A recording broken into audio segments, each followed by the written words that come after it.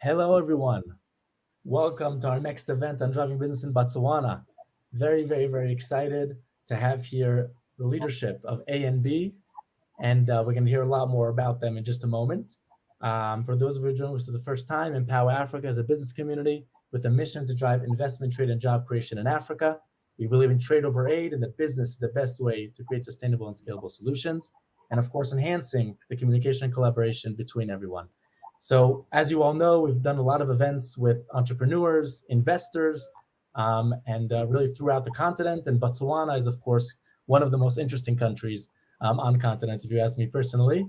And I really look forward to visiting there personally very soon.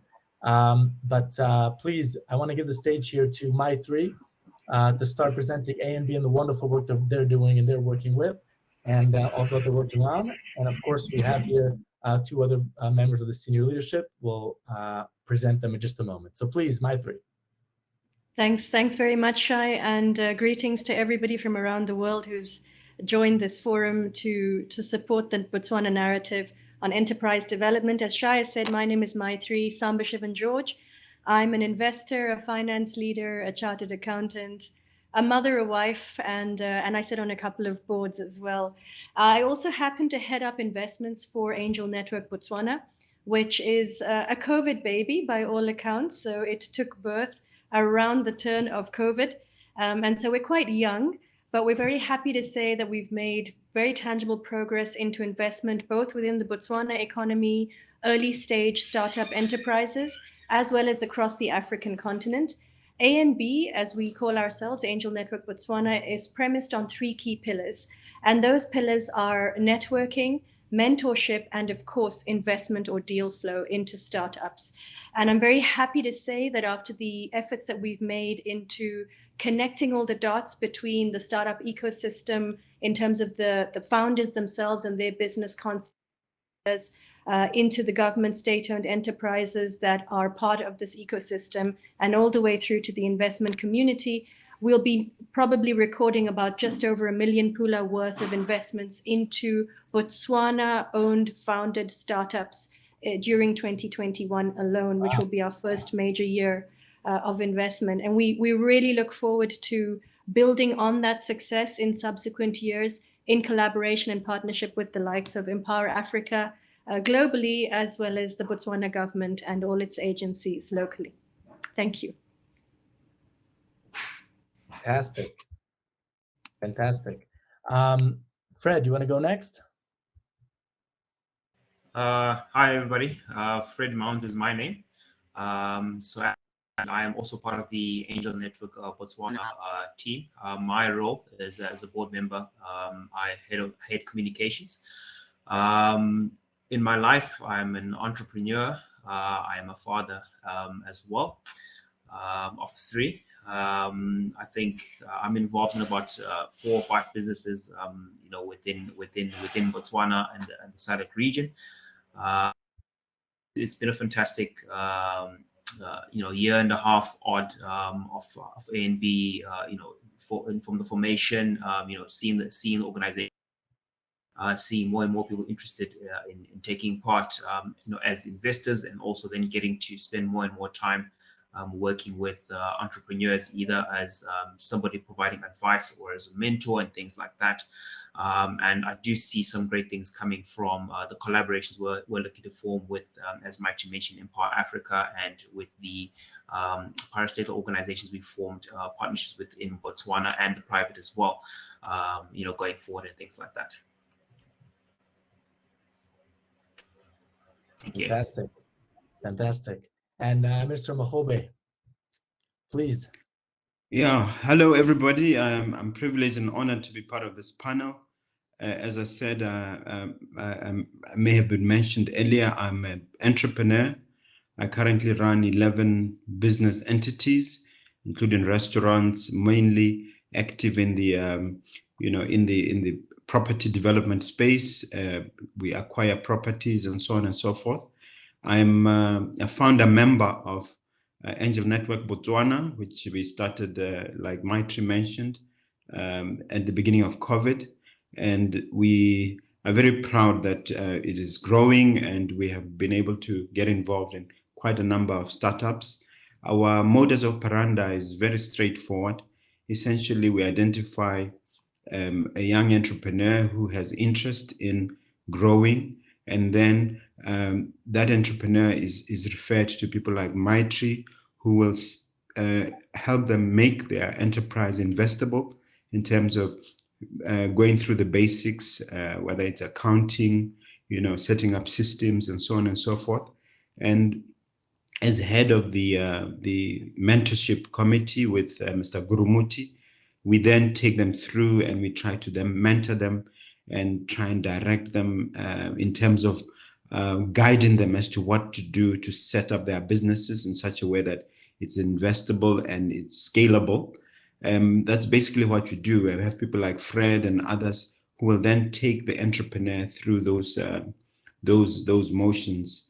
I have the additional advantage that I have a YouTube podcast called Mahobe Nuggets of Wisdom podcast. People should just subscribe if they have a chance. But the whole purpose of the podcast, apart from promoting entrepreneurship, is to also give a platform to ANB. And I'm honored that both Maitri and Fred and quite a number of other ANB members have been on the platform just to basically explain what they're about and to promote their entrepreneurship businesses. And some of the startups that we've already invested in have made an appearance also on Mahobe Nuggets of Wisdom. So that is the sort of thing I'm excited about, to try and promote and develop entrepreneurship as much as possible in Botswana. Wow, fantastic. First of all, I'm saying it again, Mahobe Nuggets of Wisdom. You guys should check it out. I'm definitely going to check it out. Thank you, Mahobe. I think that one of the most beautiful things here is really that, that ANB is working on, and I'd love to ask a few questions to understand better and that everyone can understand better. As we all know, entrepreneurship is a roller coaster. And I think everyone here on this panel, including myself, has experienced it in some shape or form. I think that many times way too many successes are highlighted, well as not enough of the failures, when we all know that failing is part of the process and failing is part of life. And so I'll touch on that in a moment, but I wanted to understand a little bit better about ANB in terms of, is the process, is there a specific course? Is it a specific amount of time that you work with the companies, helping them with the mentorship? Maitri.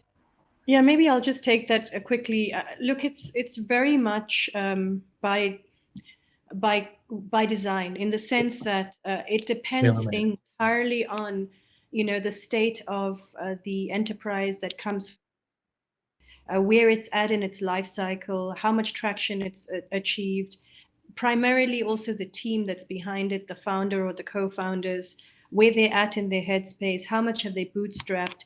And so we really play this by ear. There is no hard and fast rule.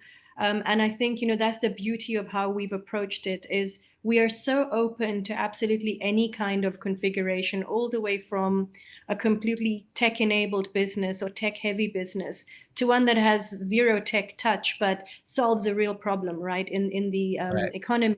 And so we're extremely open-ended about what that looks like. And an example is that when we had an informal demo day back in, I believe, 2019, November, with Botswana Innovation Hub, who are a key partner for us. They've now renamed to Botswana Innovation Hub, I believe.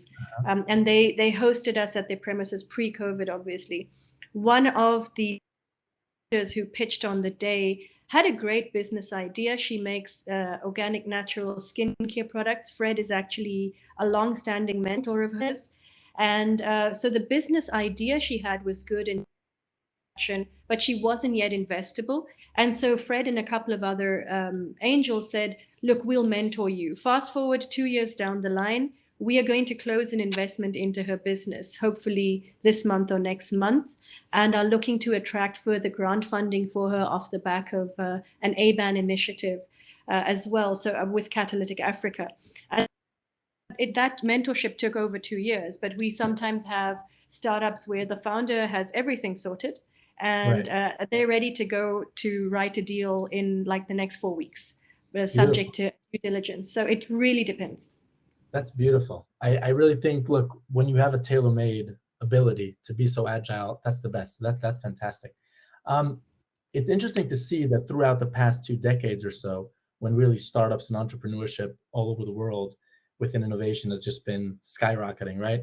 And it's so fascinating to see, of course, what's happening across the continent. And I think most of the world, by the way, is not, is not realizing what's happening and what amazing things are happening throughout Botswana and the rest of the continent. I think one of the most important things that you guys are doing is, at the end of the day, there's so many variables in opening up a business and scaling and bootstrapping, but there are some tips, and there are some methods that one can go through, right? And I think that that's one of the beautiful things about a mentorship, is that somebody who succeeded already, like yourselves, right? And Mahobe was talking before about the different ventures that he has, and it's extremely fascinating. When somebody has done it before, there's so much that you can give, because you can come and say to that entrepreneur, listen, your enthusiasm is great, your product is fantastic, but if you don't do X, Y, Z, right, you're probably going to fail. Here's how you could do it, right?